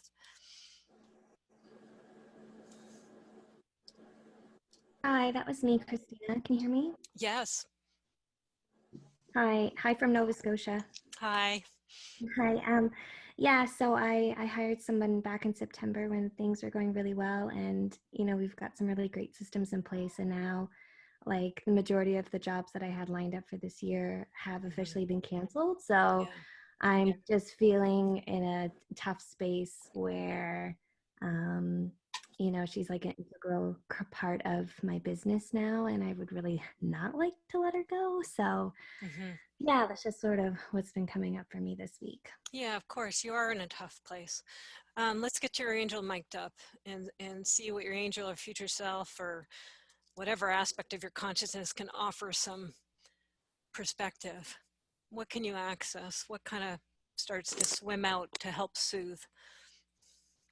Yeah, I think as well as I think it was Lindsay who has employees as well, and you know, one thing about my person, she's very creative, and she's an ideas person. So I think I could lean into her a little bit more from a creative side, and you know, be honest with her about the situation that we're in and see if she has any suggestions around, you know, now that she's gotten to know my business really well in the last little while. So, you know, she might be able to kind of, you know, push me to take action on some of the things that, we've talked about, but, haven't really had the time to do. So, and if there's ways that we could bring in a little bit of money to kind of keep things going while we work on other projects or something. And maybe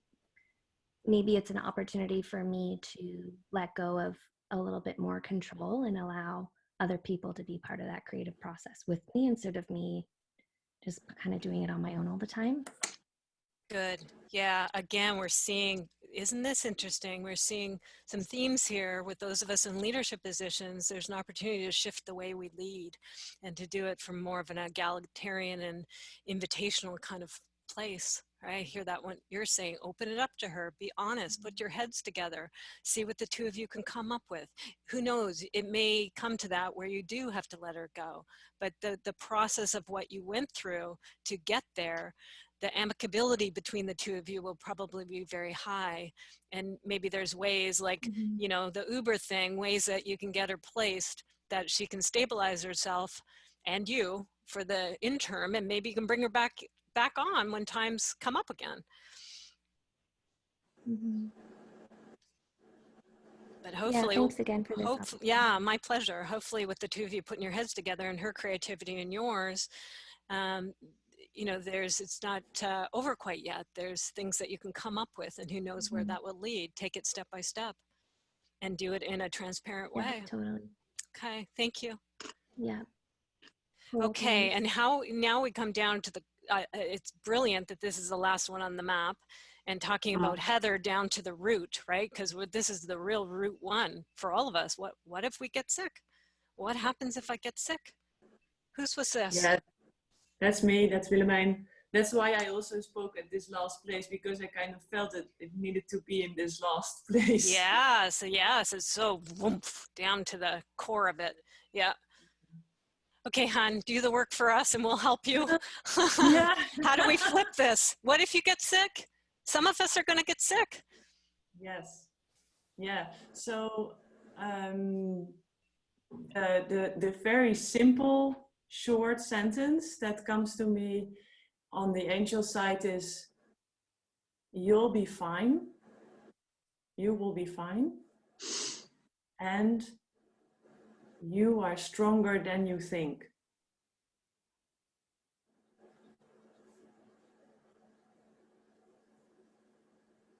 Glad you got that answer. Now,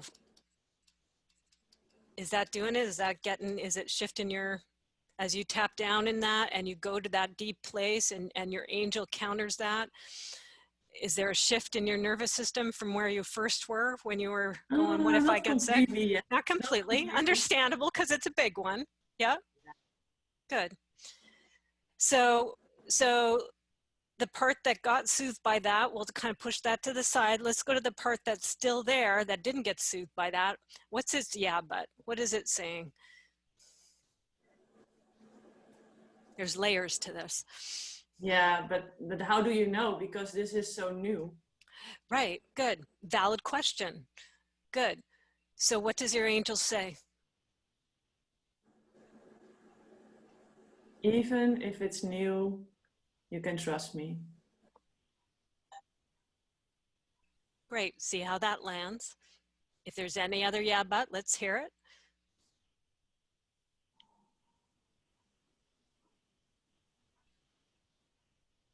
It's quieter now. Yeah. Okay. It probably got you to a level of quiet that you're okay with. Yeah. Yeah. Now, each of us, I'm beautiful, brilliant, yay. And I trust if you're getting that answer from your angel, that's true for you, right? And this is where we really get into our spiritual side and our subconscious side. As we each do that, you might get interesting other reactions. You might not get the same things that we just heard, right? So I'm happy to field any of those that come up and work with them. Anybody else gets what happens if I'm sick? Ask their angel. Maybe it soothes it, or do you still have something left there that's not soothed? Let's hear what that is and we'll work it.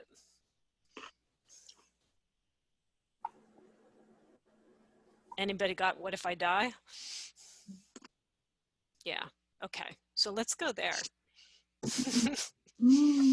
Why don't we just go the full way on this thing, right? Because I hope not in this group, but there are people around the world who are dying. And so there's kind of two levels to it. What if someone that you know or you're close to dies?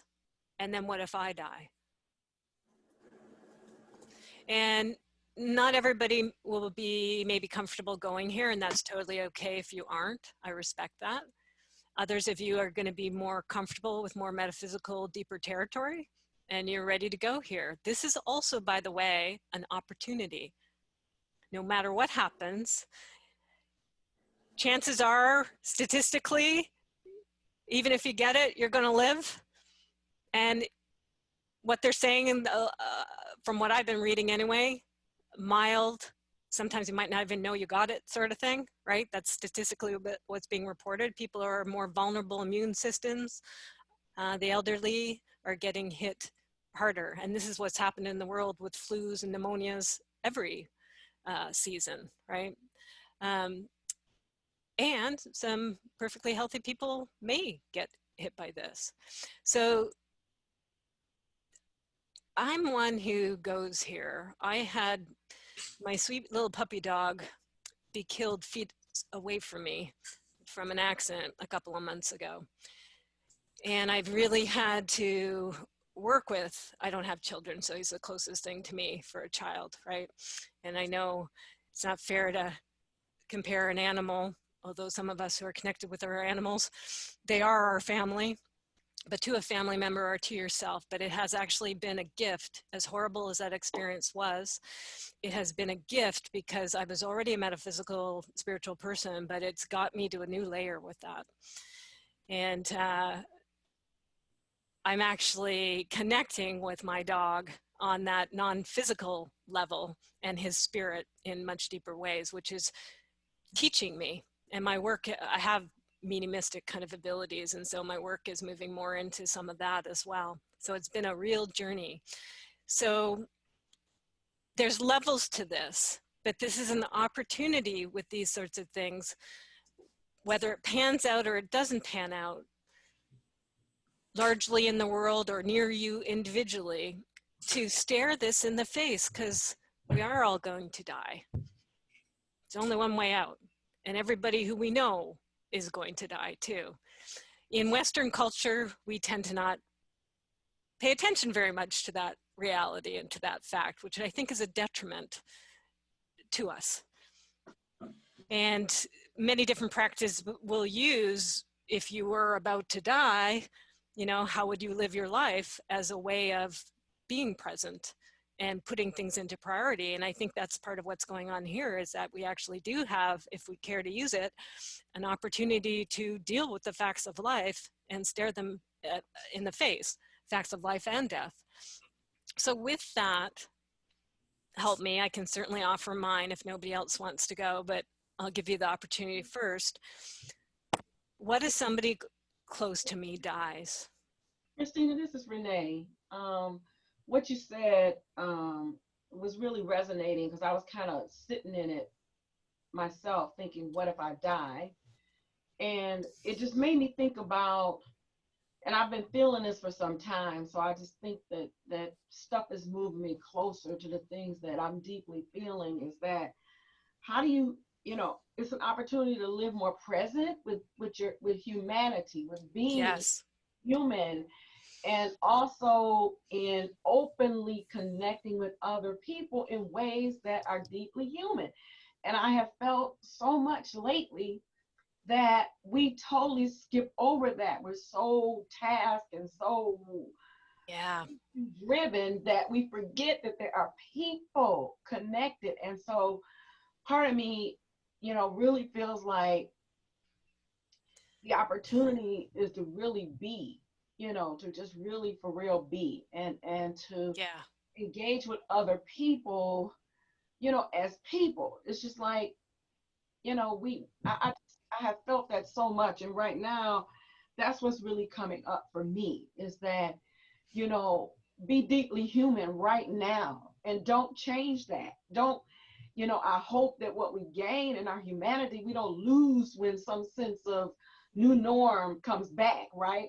I hope that this stays in the new norm, right? That we don't revert back, you know.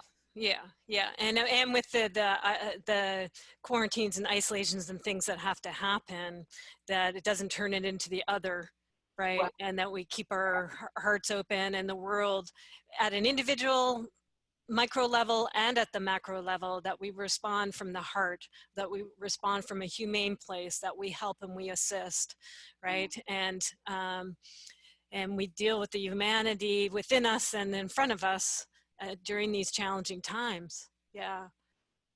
That's what I'm in a way, you know, it's a wake-up call and a reorientation opportunity, not like en masse. And haven't we been asking, one of the things, I'm going to bring this up, this other map here. I'm just going to save this one real quick, if I can get my mouse to show itself to me. Here we go.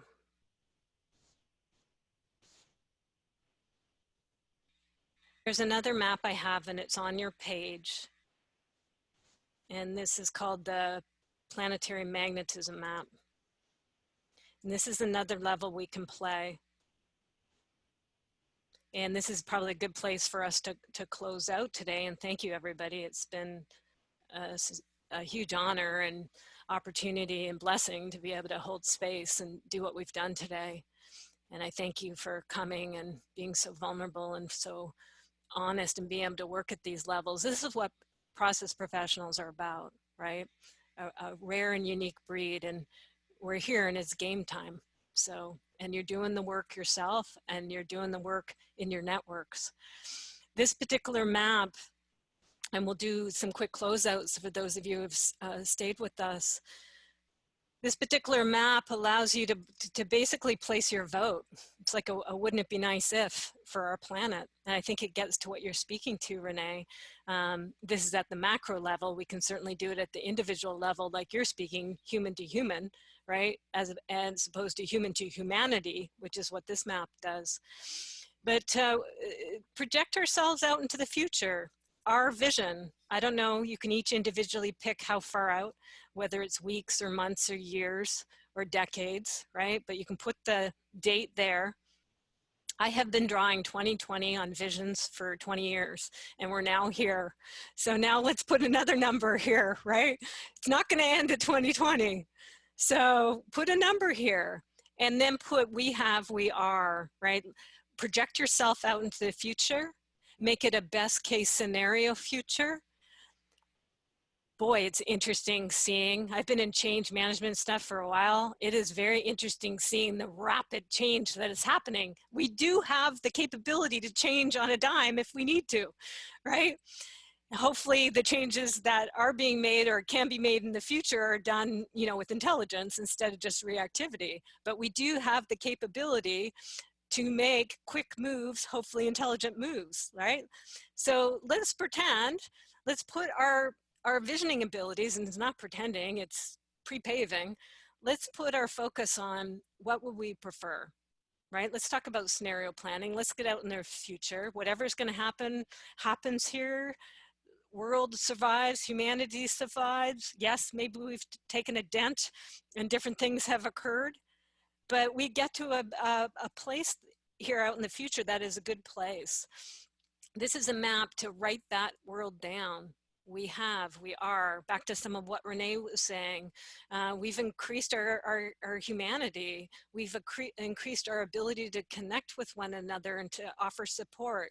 We've broken through archaic or separating structures in order to you know, liberate and to support and connect. We've got vaccines or other ways of dealing with this particular animal that's arrived on the scene, right? So we're back to the environment as well, back to our economy. There may be different kinds of financial resets, again, hopefully done you know, for support of all that could emerge out of this if it goes really big. So join me if you care to, and I think it's now the time. I've been offering this tool and even a galactic tool out to members of my community, and some have responded, but not many. And now I think, given what's going on, it's now time. It's now ripe for this, to us to do planetary visioning. And you doing and printing off this map I provide for you and doing it with all your graphic glory, you know, even if you just do it for yourself and stick it in your journal, you're doing that work energetically, and it makes a difference. And this is the kinds of rooms that we're all going to be increasingly holding. We have been and we will be, and this will come online. Meetings will come back unless there's no world to exist, and I don't think that's going to happen myself. So it will come back online, but this kind of stuff is now where we're going. And this experience is really showing us, if we weren't already there, about how connected we are as a planet and how we need to come up with things that work for all. It's unity consciousness, it's wholeness, right? So let's pass around the mic, or we'll just do a popcorn style. You can just unmute. As we close out, anything you want to say to this group and to our community at large, as we've done this really good work today, and then give me a we are statement for the future. What is your vote here for where we end up being through all of this? Whoever wants to start first, we'll just do popcorn. I've got one. We're taking care of each other. Yeah.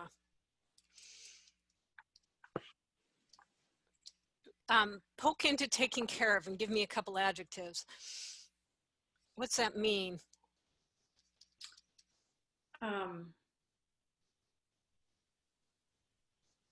Well, my first thought was health-wise, that we have opportunities to see doctors when we need them. We have opportunities to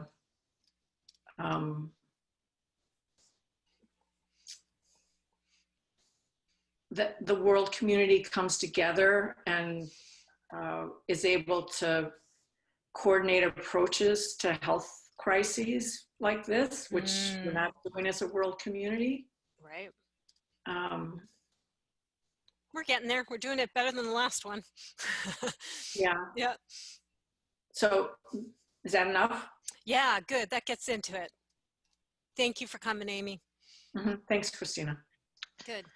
Who wants to go next? What's one here? We are in the future. Stephanie, are you unmute? Go for it, please. Yeah, thank you. Thank you so much for offering up this space. And I think it's really setting the example, but also just demonstrating what is out there and what's happening in terms of the community activation. What came to me when I saw this, we are with the earth in the middle. I feel we are being held out a hand to by earth to step through the doorway that we've been sort of loitering at. Yeah, she's ascending and she's going to make us ascend, isn't she? Yeah. Okay, good. So so help me get that in. I might just be, I just need to have that essence of her there with her hands extended to us. Help me with we are, have language with that. If you were to articulate that a little bit more. We are at the doorway and we can step through. Ooh, powerful. Ooh, goosebumps. Thank you.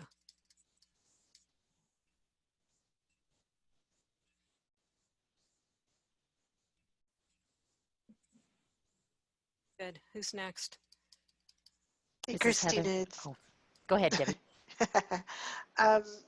What I'm getting is we are well able.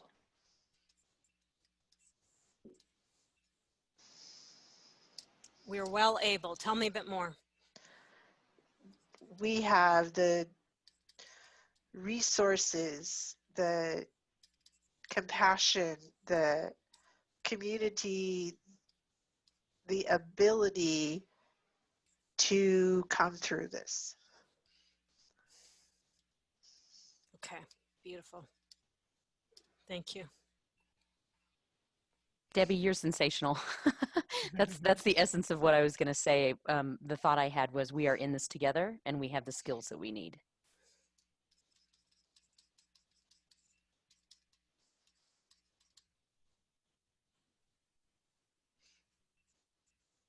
Good. Who's next? Can I? Go ahead. Sorry, thanks, thanks, Renee. Yeah, I think the only thing I can add here that I sort of sense now is, as visual practitioners who uses a unique language, which is visual communication, also feel like we are somewhat like healers, so we can heal people with this. Yeah, it's my contribution. Okay, that was good. I was drawing a marker. We have, we are healers and can help. Dion, help me massage it into a statement. Is that a we are statement? Yeah, or have, Yeah. whichever one you want to go with. Yeah, we have, as visual practitioners, like ShortNet, we have a unique tool set that we can use to heal people. There you go. Yeah.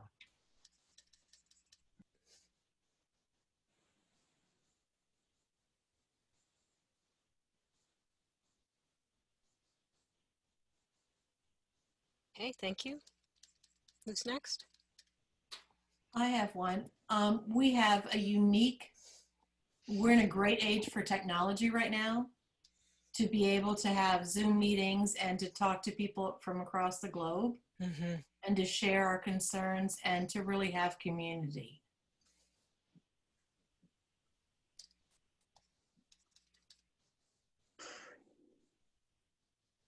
Yeah. We have tools to share and have community. With the digital tools that we have out there today. Yes, exactly. Other times that this has happened where we've had really big health stuff happen, they have not had that. Look at what we can do now. This is kind of a new way of doing it, isn't it?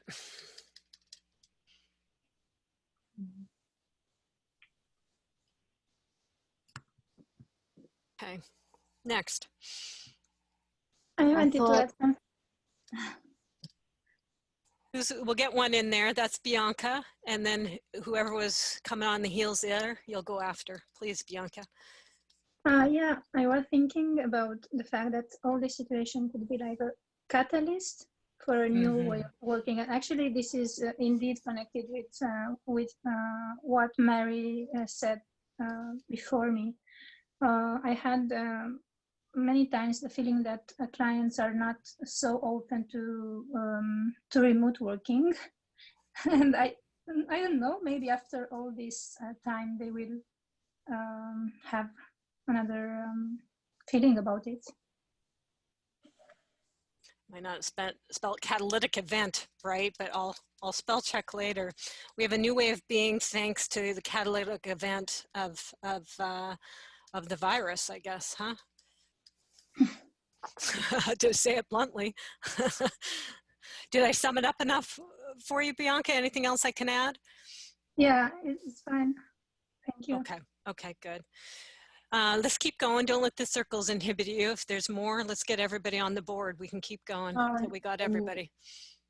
I thought about we are deeply connected and we have a more profound consciousness of that.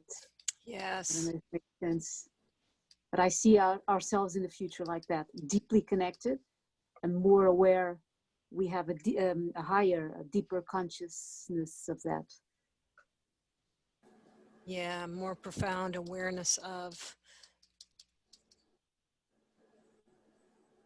consciousness. Good, thank you. Anybody else?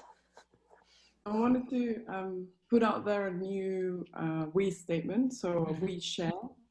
And we share feelings, you know, we share feelings of empathy and compassion and fear. And this is something that is never going to change because we're always going to be human and we're always going to have these things that bring us together. Empathy, compassion, fear. I think I got the ones you said. Okay, beautiful. Thanks. I also loved what happened yesterday and today with the huge help from China to Italy, and I feel like somehow new connections are just rising up, which were in the past not so obvious. They were not happening so easily, maybe. So new points, new places on this earth are connecting more easily.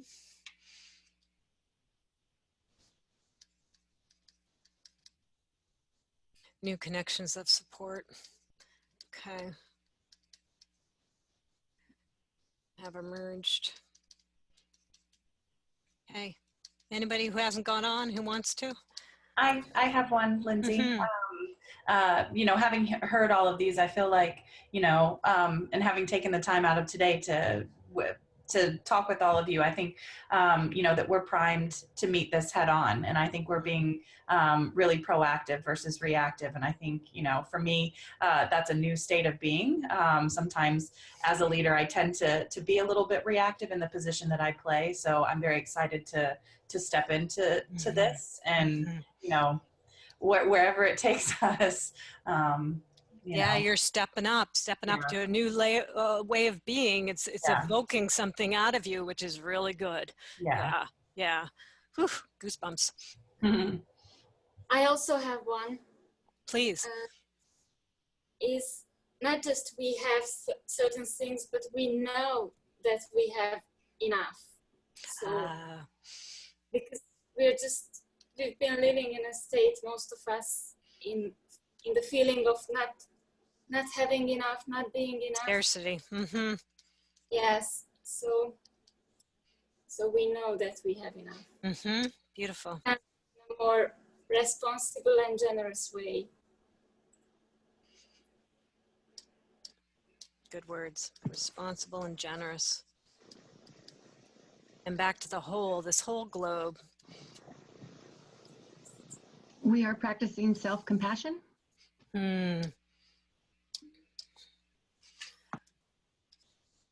What does that do?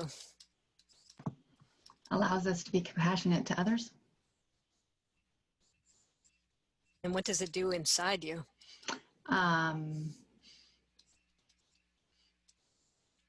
Helps me feel safe. Yeah, there you go. So we are safe. What else? We are valuable. Mm-hmm. Valued.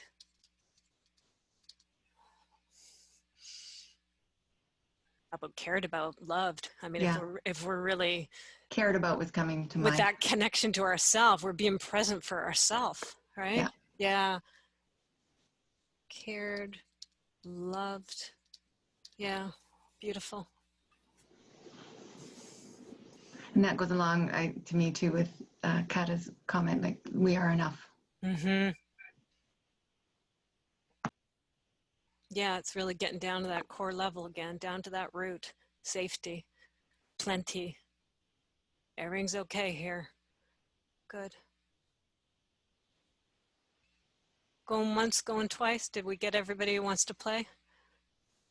Yeah, I'll do the last one. You like that position. Okay, go for it. Somehow it ends up. That's okay. I trust it. Yeah.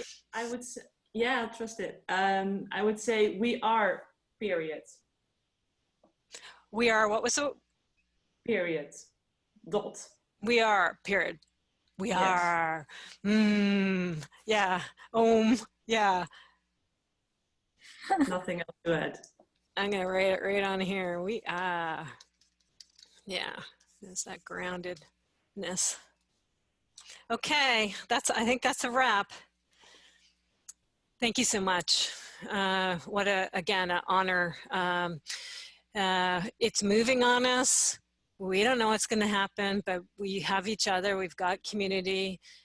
You've got your angels on your shoulders as much as those uncertain ones. You've got that root chakra to attend to. And this is a wonderful community with wonderful individuals. And, you know, go forth and do what you're here to do. If you want to get all metaphysical, it's like Your soul came here for a reason. I think it's what's about to unfold here, right? And it grows us. And you will go and continue from here, and the soul will continue along with your journey from here, and you'll continue to do lots of good things based off of these wonderful lessons that we're getting and this human growth that is occurring for all of us. So I'll see what unfolds from here.